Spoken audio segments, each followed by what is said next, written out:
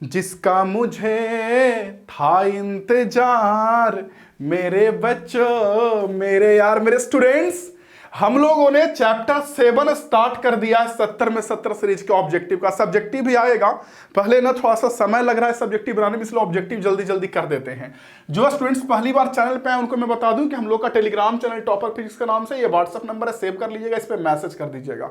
Playlist जरूर check करिएगा क्योंकि पूरे चैप्टर का लिस्ट वहीं पे मिला हुआ, और इस सीरीज को अगर आप अच्छे से पढ़ लेते हैं, क्योंकि देखिए एक बात तो सही कि यूट्यूब पे बहुत सारे लोग मुझे जानते नहीं है, तो अगर आप थोड़ा सा विश्वास करके भरोसा करके बेटा जी प्लेलिस्ट से जा करके टॉपर फिजिक्स चैनल पे देख लेते हैं ना, आपको मतलब मियाज खुश हो जाएगा और आपको लगेगा कि सर हम भी अच्छा नंबर ला सकते हैं।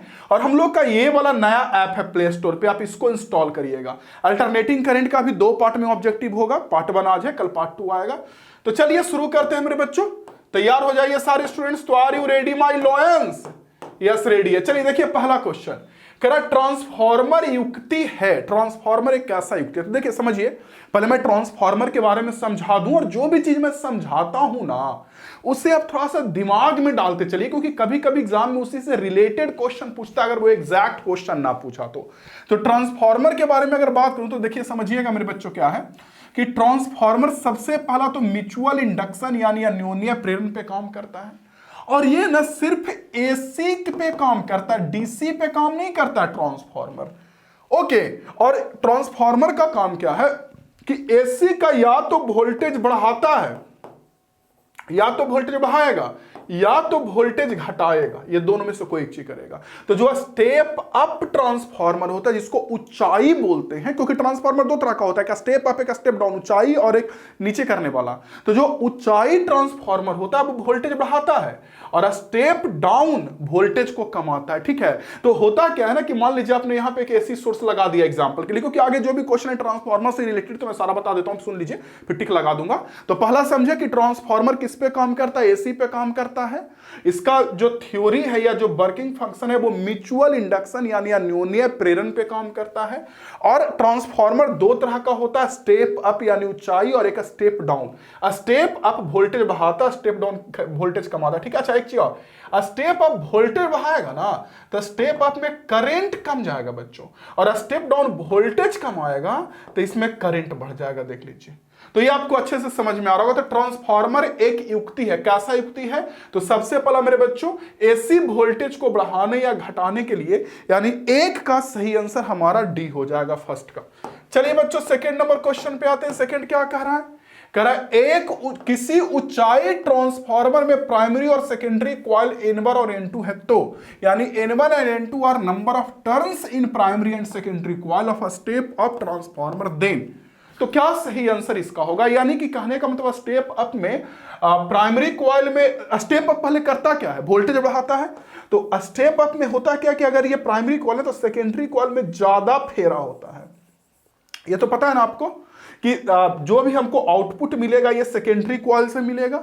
तो सेकेंडरी कॉइल जो होता है स्टेप अप में, यानी स्टेप अप जो वोल्टेज बढ़ाता है, तो उसका जो सेकेंडरी कॉइल में जो फेरा है ना लपेटा, वो ज्यादा होता है प्राइमरी से।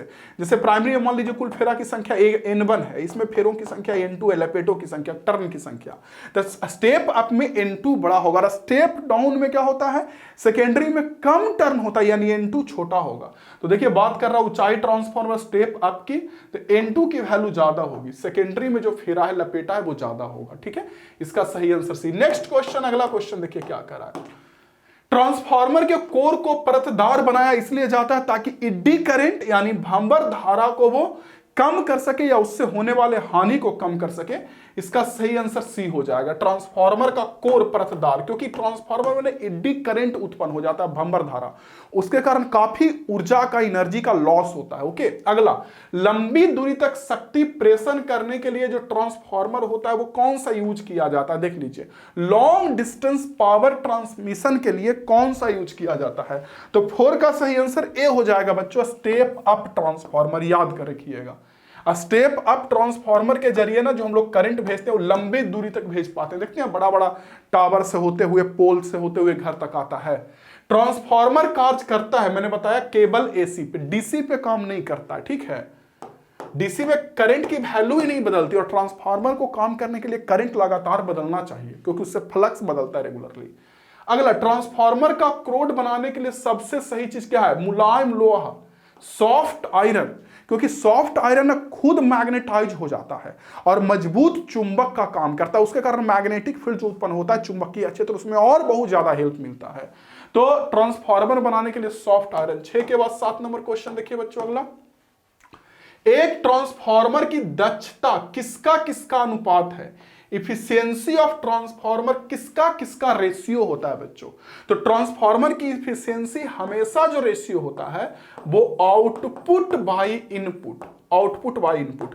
मतलब आपने क्या किया कि मान लिया आपने इनपुट दिया 100, ये जो प्राइमरी कॉइल में जो आप इनपुट देते हैं यहां आपने 100 दिया, ठीक है, और सेकेंडरी कॉइल में आउटपुट आपको मात्र 80 मिला, तो इसकी 0.8 हो गया दक्षता, 80 हो गया आउटपुट और इनपुट हुआ 100, 100 बाई 80 करेंगे 0.8। तो ट्रांसफार्मर की जो दक्षता होती है, एफिशिएंसी, वही होता है आउटपुट बाई इनपुट। आउटपुट हम कितना दिए और इनपुट कितना मिला। तो 7 का सही आंसर मेरे बच्चों हमारा डी होगा, आउटपुट पावर। उसमें वोल्टेज नहीं, पावर याद रखिएगा, output power by input power, voltage नहीं, ओवरऑल हम लोग देखते हैं। प्रतिघात का मात्रक क्या? तो देखिए प्रतिघात क्या होता है पहले मैं समझा दूं। जैसे 3 तरह का डिवाइस हम आपको बताए हैं जनरली पीछे के चैप्टर में जो मध्य बैच चल रहा है उसमें, कि एक रजिस्टर होता है, एक कैपेसिटर होता है और एक हमारा इंडक्टर होता है। तो रजिस्टर जो करंट के बहने में रुकावट डालता है उसको तो रेजिस्टेंस बोलते हैं, लेकिन जो कैपेसिटर रुकावट डाले या फिर इंडक्टर रुकावट डाले उसको मेरे बच्चों रिएक्टेंस यानी प्रतिघात बोलते हैं। याद समझ में आया मैंने क्या बोला? कि रजिस्टर यानी प्रतिरोध जो धारा के बहने में रुकावट डालता है उसको तो रेजिस्टेंस यानी प्रतिरोध बोलते हैं, लेकिन जो कैपेसिटर यानी संधारित्र और इंडक्टर मतलब प्रेरक, ये दोनों जो रुकावट डालता है करंट के बहने में उसी को बोलते हैं प्रतिघात या रिएक्टेंस। तो कुछ भी हो है तो करंट में बहने वाला रुकावट ही ना, इसलिए मेरे बच्चों इसका यूनिट ओम ही हो जाएगा। बिल्कुल रेजिस्टेंस का जैसे ओम होता है वैसे इसका भी ओम हो जाएगा, ठीक है। अच्छा एक चीज और बता दूं कि ये दोनों कोई भी दो तीनों में कोई भी दो या तीनों मिलाकर जो रुकावट उत्पन्न करता है उसको प्रतिबाधा बोलते हैं, इंपेडेंस। अकेले अकेले उत्पन्न कर रहा है उसको प्रतिघात या रिएक्टेंस, और कोई भी दो मिला के या तीनों मिला के करता है उसको प्रतिबाधा, इंग्लिश में इंपेडेंस बोलते हैं, और उसका भी एसआई यूनिट ओम ही होता है। तो प्रतिघात या रिएक्टेंस के जगह पे प्रतिबाधा या इंपेडेंस होता तो भी उसका यूनिट ओम ही होता।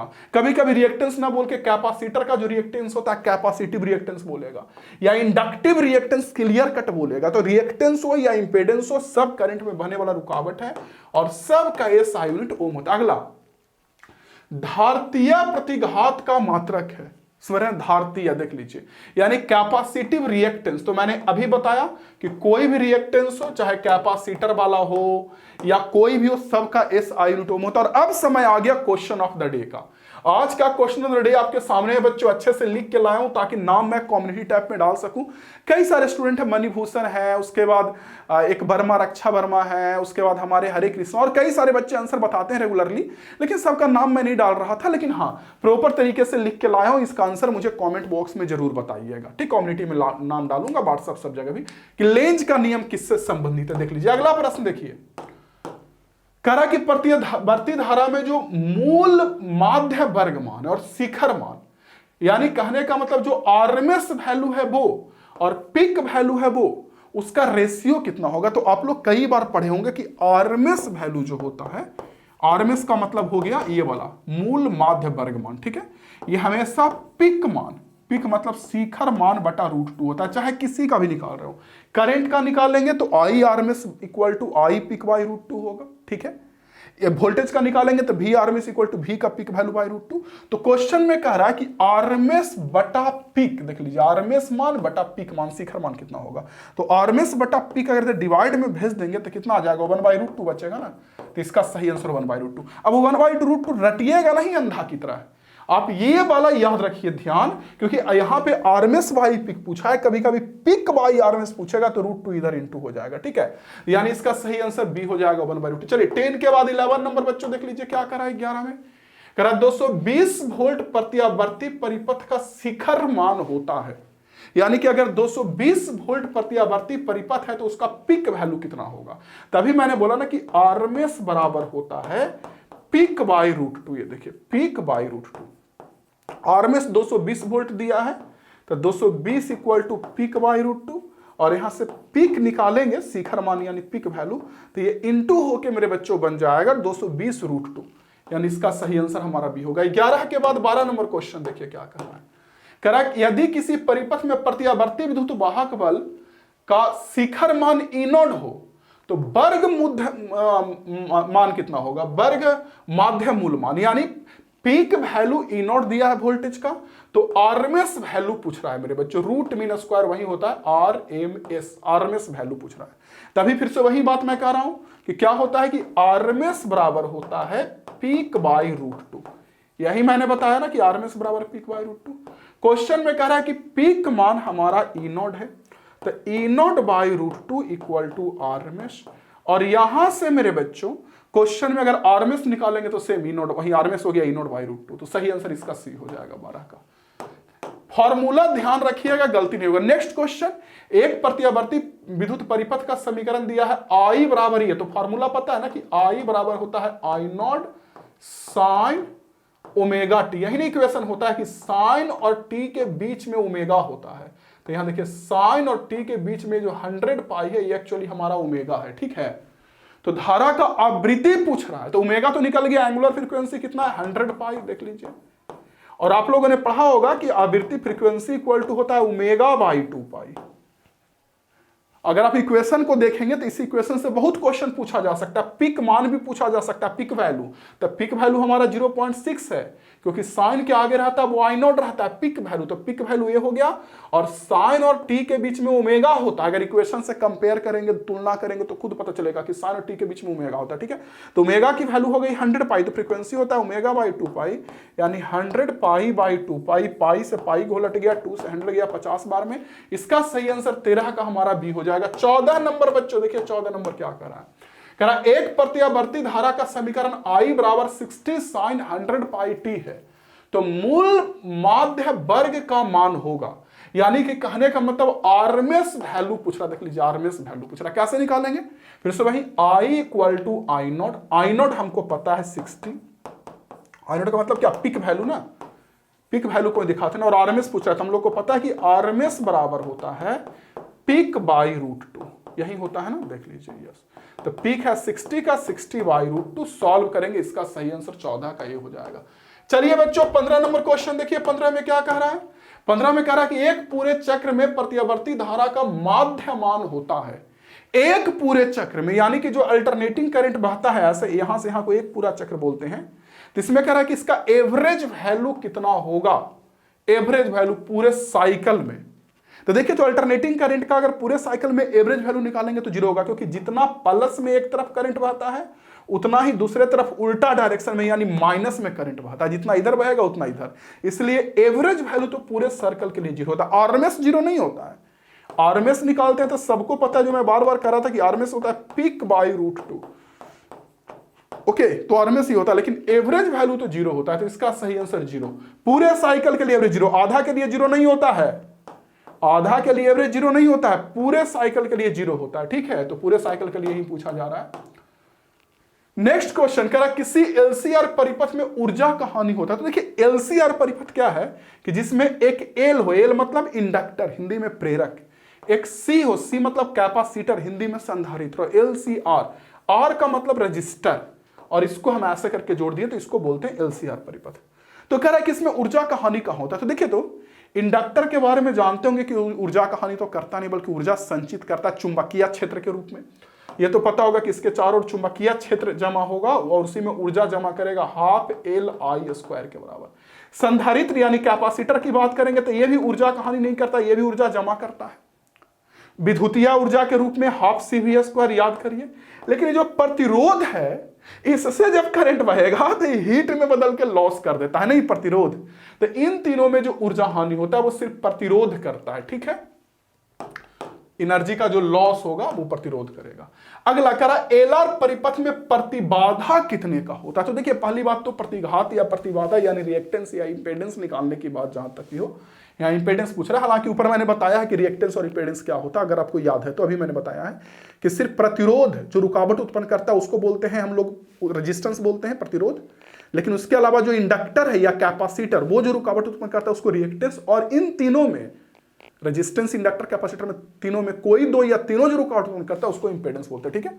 लेकिन इसकी वैल्यू निकालने के लिए अगर आपको नहीं पता तो आप या तो रट लीजिए या कॉन्सेप्ट आपको समझना पड़ेगा, क्योंकि अभी एलआर परिपथ पूछा है, कभी एलसी पूछ देगा, कभी आरसी पूछ देगा, डिपेंड करता है पूछने वाले पे। खैर जनरली एलआर ही पूछता है, ठीक है। तो एलआर परिपथ का अगर फेजर डायग्राम देखेंगे तो इधर आर होता है बच्चों, इधर ओमेगा एल होता है, और दोनों 90 डिग्री पे, तो दोनों का नेट अगर निकालेंगे तो root under R square plus omega L का होल स्क्वायर, यही होता है इंपेडेंस, जिसे जेड से दिखाते हैं, दोनों 90 डिग्री पे ना भाई वेक्टर है। तो इसका सही आंसर हो जाएगा मेरे बच्चों हमारा डी, ठीक है। अगर निकालने आता है तो अच्छी बात है, नहीं निकालने आता है तब तो आपको मध्य बैच एमिंग हाई ऐप पे जाना चाहिए। अगला, यदि प्रत्यावर्ती धारा तथा विद्युत वाहक बल के बीच फाई का कलांतर हो तो शक्ति गुणांक कितने का होगा, यानी कहने का मतलब पूछ रहा है कि पावर फैक्टर कितने का होगा। तो कॉस फाई को बोलते हैं पावर फैक्टर बच्चों। जैसे अभी मैंने बताया ना कि इधर आर है, ठीक, इधर मेरे बच्चों ओमेगा एल है, ठीक, या इधर इसका वोल्टेज है, इसका इधर इसका वोल्टेज है, एल का इधर आर का, तो नेट वोल्टेज कहीं ऐसे पास करेगा, तो ये जो नेट वोल्टेज जो एंगल बनाता है ना करंट के साथ कोण, उसी को बोलते हैं फेज डिफरेंस, कलांतर। और इसी फेज डिफरेंस का जो कॉस वैल्यू होता है उसको बोलते हैं शक्ति गुणांक, पावर फैक्टर। तो पावर फैक्टर कुछ नहीं, करंट और वोल्टेज के बीच जितना कला का अंतर है, इंग्लिश में फेज डिफरेंस है, उसी फेज डिफरेंस का कॉस मान, जैसे अगर 30 डिग्री है तो कॉस 30 को ही बोलेंगे हम लोग शक्ति गुणांक या पावर फैक्टर, जो भी बोलना है वो बोल लीजिए, ठीक है बच्चों। तो इसका हो जाएगा 18 का सही आंसर हमारा मेरे बच्चों डी हो जाएगा। चलिए 19 में आते हैं, 19 का सही आंसर क्या होगा, जो देखिए 19 में कह रहा एलआर परिपथ का शक्ति गुणांक, वही पावर फैक्टर पूछ रहा है एलआर का। तो एलआर में अभी मैंने बताया आपको कि इधर होता है ओमेगा एल, इधर होता है बच्चों आर, और इन दोनों का अगर नेट निकालेंगे जेड, तो अभी ना मैंने बताया इंपेडेंस कितने का होगा, रूट अंडर, दोनों 90 डिग्री पे है ना, इन दोनों का नेट निकालेंगे तो root under R square plus omega L का होल स्क्वायर, यही होता है ना। तो पूछ रहा है पावर फैक्टर कॉस फाई, तो कॉस फाई क्या होता है, बेस बाई हाइपोटेनस, यानी आर बाई जेड होगा। तो कॉस फाई होता है, कॉस फाई के लिए बेस हो गया आधार और ये हाइपोटेनस कर्ण, तो आधार बटा कर्ण आर बाई जेड। तो आर हो गया, और बच्चों जेड की वैल्यू कितनी है, जेड की वैल्यू है देखिए root under R square omega square L square, यानी इसका सही आंसर 19 का हमारा बी हो जाएगा। देख रहे हैं जेड यहां मैंने निकाला ये वाला चीज, इसका सही आंसर हमारा 19 का बी हो जाएगा, ठीक है बच्चों। चलिए 20 नंबर में आते हैं, 20 का सही आंसर देखिए 20 में क्या कहा जा रहा है, 20 में कहा जा रहा है कि किसी प्रत्यावर्ती परिपथ में यदि प्रतिरोध आर और स्वयं एल हो तो टैन फाई किसके बराबर हो, फिर से निकाल लीजिए। अगर एल है तो इधर हमारा ओमेगा एल होगा, इधर आर है, और अभी पूछ रहा है टैन फाई, इसके पहले पावर फैक्टर पूछ रहा था यानी कॉस फाई, तो आधार बटा कर्ण हुआ, बेस बाई हाइपोटेनस, ये हाइपोटेनस का काम करता है। टैन फाई पूछ रहा है तो आधार बटा लंब बटा आधार होता है ना, तो टैन फाई निकालेंगे तो लंब हो गया ओमेगा एल, आधार हो गया आर, तो ओमेगा एल बटा आर, यानी इसका सही आंसर हमारा सी होगा। नेक्स्ट प्रश्न बच्चों, अगला क्वेश्चन देख लीजिए क्या कह रहा है, 21 नंबर देख लीजिए। 21 नंबर में फिर से पूछ रहा है पावर फैक्टर ही, देख लीजिए शक्ति गुणांक, कह रहा है कि ऐसे सर्किट में ट्रू पावर और apparent power, true power PT है, अपरेंट पावर पीए है, तो पावर फैक्टर किसका किसका रेशियो होगा। तो 21 का सही आंसर ए हो जाएगा बच्चों, true power by apparent power, ठीक है। ट्रू पावर कितना होता है, तो V RMS into I RMS into cos phi, और अपरेंट पावर जो है ये अपरेंट पावर ये होता है V RMS into I RMS, तो ये दोनों कट जाएगा और बचेगा जो कॉस फाई, इसी को बोलते हैं पावर फैक्टर। तो याद रखिएगा कि ट्रू पावर और अपरेंट पावर का रेशियो, यानी आप देखेंगे तो यथार्थ शक्ति और आभासी शक्ति का अनुपात होता है, ठीक है। तो आशा करते हैं कि आप समझ गए होंगे बच्चों, फॉलो कर लीजिएगा, टेलीग्राम पे ज्वाइन हो जाइएगा, फ्रेंड्स को जरूर बताइएगा, और प्लेलिस्ट में जाके जरूर चेक करिएगा, क्वेश्चन ऑफ द डे का आंसर जरूर बताइएगा मेरे बच्चों, ठीक है ना। और देखिए आप लोग जिस जनरेशन से हैं, एक सलाह मैं आपको देना चाहूंगा कि सही है, आप लोग स्टडी ऑनलाइन कर रहे हैं, अच्छी बात है, तो आप ना इस ऑनलाइन स्टडी को इस तरह से अपने ऊपर हावी ना होने दीजिए कि वो आपको ही गुलाम बना ले। मैं फोन की बात कर रहा हूं, फोन एडिक्शन से थोड़ा दूर हटिए। हम लोग हमेशा फोन से भागने की कोशिश करते हैं, मतलब चाहते हैं कि बहुत भागे, आप लोग भी उससे बचिए। और एक चीज और, आज के जनरेशन में मैं देखता हूं कभी कभी आप लोगों में कि कोई दादाजी हैं आपके, दादी हैं, मम्मी पापा, कोई भी हैं, हस्बैंड हो सकते हैं, वाइफ हो सकते हैं, बॉयफ्रेंड गर्लफ्रेंड, या कोई चाचा चाची, कोई भी, तो अगर आपसे वो मिलते हैं ना तो उनको समय दीजिए, फोन से हटके फोन यूज मत करिए, उनसे बातें करिए बैठ के, आधा घंटा 1 घंटा 2 घंटा, उसकी बहुत वैल्यू है बच्चों। फोन से बचिए, ठीक है ना। क्योंकि अगर जिस दिन जो आपके अपने हैं अगर वो आपसे चले गए, आपसे दूर चले गए, तो दुनिया का कोई ऐसा फोन ही नहीं बना कि आपसे वो आप उनसे बात कर सकें। दुनिया का कोई ऐसा फोन नहीं बना है कि आप उनसे बात कर सकें। तो इसलिए जब तक लोग हैं, अपने से बड़े बुजुर्ग या जो भी अपने हैं जिन्हें अपना बोलते हैं, उनसे जितना हो सके करीब रहिए, बातें करिए, जिंदगी जिए, हंसते रहिए, मुस्कुराते रहिए, आगे बढ़ते रहिए। जय हिंद, वंदे मातरम। थैंक यू बच्चों, और इसे शेयर भी करिएगा। थैंक यू भाई लोग।